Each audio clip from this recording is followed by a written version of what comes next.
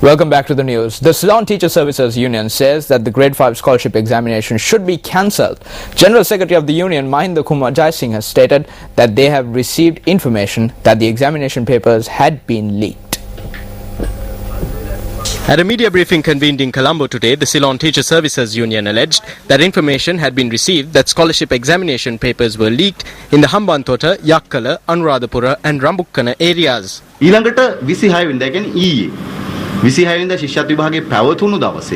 Children have come and discussed these problems during their 15-minute break at several examination centres which conducted the scholarship examination yesterday. The topic of the essay was the pride of the national flag. Then there were problems with Tamil and English words.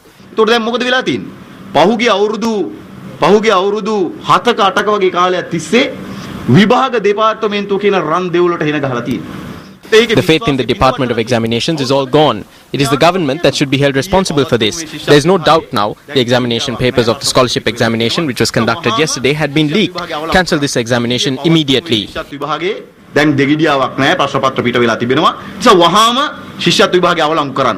Over 318,400 students sat for the scholarship examination this time around. Commissioner General of Examinations WMNJ Pushpakumara stated that it has been decided to hand over investigations into reports that have emerged that examination reports were leaked to the Criminal Investigations Department. The Commissioner General of Examinations stated that they will discuss the issue with the police. Meanwhile, teacher unions say that merely discussing the issue will not solve it. What should be done by the Commissioner General of Examinations and the Minister of Education when such an incident takes place is to make a special statement and explain the situation to the country. The Department of Examinations has a greater responsibility than just informing the CID. They should explain as to what measures were taken. The root cause of this should be identified, but nothing will be found. The root has been struck by lightning and is rotten. This government is playing with the future of 4 million children in the country. The Association of Educational Professionals has issued a media release in this regard. The association points out that even though the Department of Examinations and the education officials are likely to state that no such incident took place, the parents cannot be fooled by such statements. The release further noted that there is no other option but to hold a fresh examination in order to restore the credibility of the department. The Association of Educational Professionals noted that this incident has come about due to the silence of the government on the allegations levelled against the Department of Examinations over a period of time. Examination issues in 2012. Teacher unions charged that there are issues with the A-level examination question papers. Commissioner General of Examinations says, quote, there was only one mistake in a guideline relevant to one question. This was rectified. Disciplinary action will be taken against the responsible official, unquote. Teacher unions allege that the question papers were leaked prior to the examination. Is there any truth to the problem surrounding question papers? Or is it just a myth? Oil is no longer seeping out of the ship that sank off the coast of Panadura. News First, which kept a close watch on this incident and the threat posed to the environment, toured the coastal area today as well. After a 2-hour boat ride on a multi-day fishing vessel yesterday, News First was able to reach the location and capture the manner in which oil was seeping out of the ship and the threat it posed. We were clearly able to observe that one end of the ship had struck the seabed. We were also able to witness the wreckage from the ship floating in the ocean.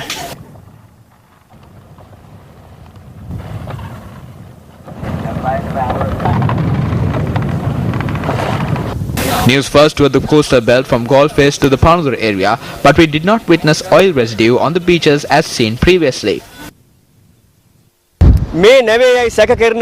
Over the past few days, we were able to witness wreckage and oil suspected to be from the ship along the coastal areas. However, when we inspected the beaches today, we did not witness any oil or wreckage. Over the past few days, oil suspected to be from the sunken vessel was observed in the coastal areas such as Ratmalana, Vellavatta, Kolpiti, Bumblapiti and Golface.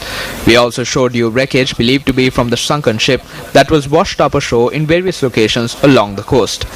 According to environmentalists, the oil leak could have an adverse impact on the marine life that make the area their habitat, and this in turn might have an impact on the fish that prey on them. The MV Sierra had been anchored 12 nautical miles off the coast of Panadura since 2007, following a court order. Now, the UNP charges that the incapability of the government led to the environmental destruction taking place following the sinking of a ship off the coast of Panadura. මේ නැවේ තෙල් තොග ගණන් තිබෙන බවත් හැමෝම දැනගෙන හිටියා. ඒ වගේම මේ නැව ගිලෙන තර්ජනයක් තිබෙන. Everyone knew that there were tons of fuel in the ship. On a number of occasions, it was pointed out that this ship was on the verge of sinking, and environmentalists highlighted the environmental destruction that could take place if this happens. However, the policy of this government has been to make merry while the ship is sinking. As usual, it is now attempting to close the stable door after the horse has bolted. The ship has sunk, causing severe environmental destruction. ආණ්ඩුවක් තිබෙන නිසා දැන් මේ නැව් ගිලිලා විශාල පරිසර හානි පවා අපේ රට තුළ ඇති වෙලා තිබෙනවා. Indian Minister of State for Defence M.M. Pallam Raju has said that India will continue to train Sri Lankan defence personnel at its establishments. According to the Hindu newspaper, the minister made this statement in response to a demand by the Chief Minister of Tamil Nadu, Jayalalitha Jayaraam, for the expulsion of 2 Sri Lankan officers from the Defence Staff Services College in Wellington. The Indian Defence Minister noted that Sri Lanka is a friendly foreign country and that the training will go on. Last month, 9 Sri Lankan defence personnel were transferred from a training institution in Thambaram to Bangalore following opposition from political parties in the state. Let's now take a look at some views expressed by the government and the opposition on Sri Lanka's international relations.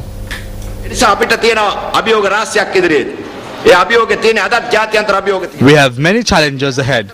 Even now we are facing challenges posed by the international community. We have had to face these challenges because we did not bow down before the international community. For the international community, Mahinda Rajapaksa is a stubborn leader. But he is that because of you. If he caved into their demands, we couldn't have finished the war.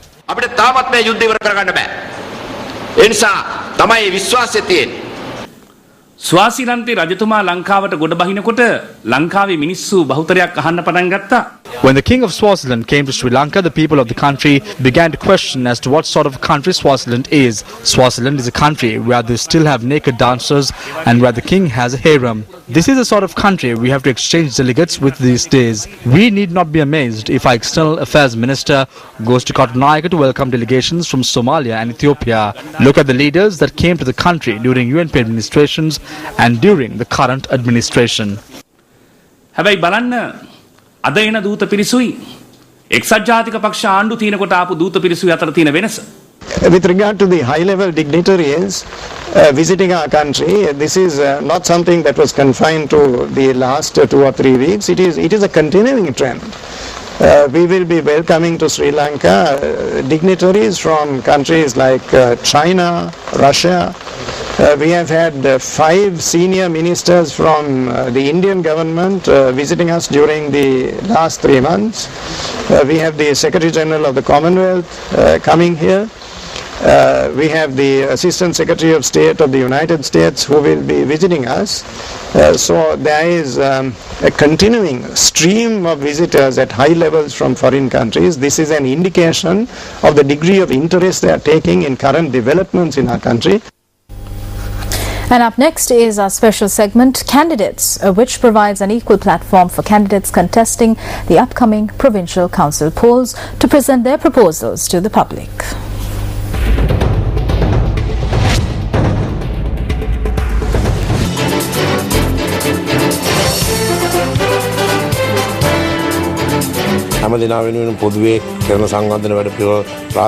We will continue with the common development projects initiated in the area. At the same time, we will recompense farmers who have been hit by the severe drought. We have already commenced paying compensation. There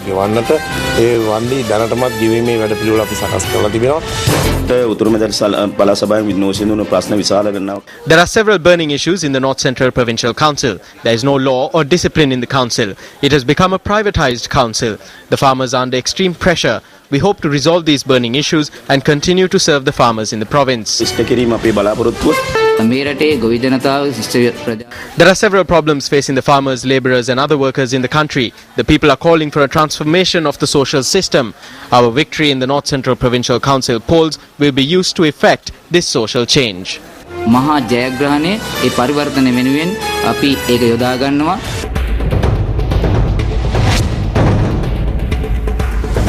And up next is a look at Action TV.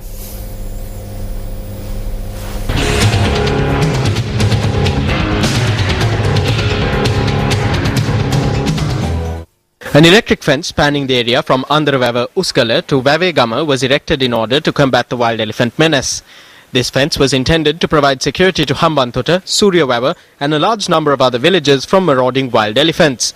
However, this 10-kilometer long electric fence functioned only for a period of 1 year due to its shoddy construction. It has been 6 years since this fence was erected. However, it has been inactive for 4 years. There are concrete beams. However, when the elephants attack them, they just crumble. The farmer community in the area has been highly inconvenienced by this non-functioning electric fence. This is the fate that has befallen a large number of cultivations in the area. On one hand, our crops are being destroyed due to the lack of water. On the other hand, we are forced to spend sleepless nights trying to protect our crops. The electric fence is broken and no one wants to help us repair it. We live amongst great difficulties. We informed the wildlife officials, but they are yet to respond. We have no one else to complain to. The residents of the Suryavawa, Uskala, Vavegama as well as the surrounding villages have to endure much hardship as the wildlife officials have not taken any steps to curb the wild elephant menace plaguing these areas. When will these officials realize that reconstructing the electric fence to a proper standard is the best solution to safeguard both the people and the pachyderms? Acting Director General of Wildlife, this is over to you.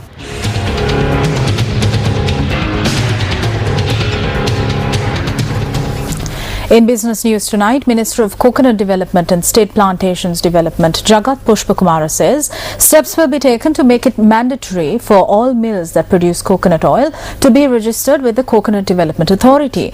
The minister made this statement during a function today.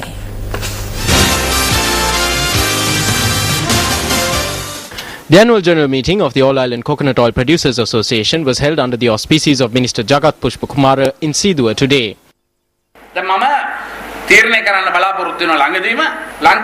I hope to make it mandatory for all coconut oil mills to register with the Coconut Development Authority.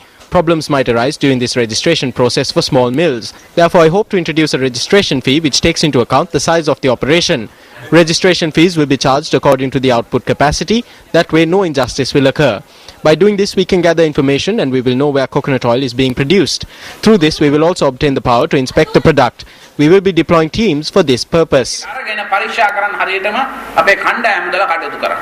The minister also revealed that from 2013, all mill owners will be required to obtain GMP certification. Staying in local news, views were expressed on the theft at the National Museum in Colombo at a media briefing convened by the Jatika Hello Rumaya today.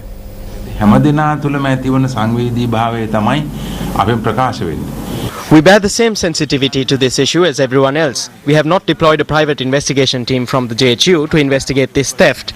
The police are saying that they have captured the thieves and that they have also secured the artifacts, so we are happy about that. But there is still suspicion in our minds. In order to remove the suspicion from our minds, what they need to do is to hold investigations to determine if the items they seized really are the artifacts which were stolen from the museum. We call on the authorities to determine if these really are the artifacts stolen from the museum and then return these artifacts to the museum and take steps to ensure that this does not happen again. The other thing we can't understand is how an ordinary drug addict could possess such talent. Maybe there are plenty of such drug addicts who are very skilled, but it is hard to imagine. There may be some person like that who is talented enough to pull off a massive heist like this. We cannot say no. Unfortunately, the camera stopped working the day before the theft. It could be the power of the drugs.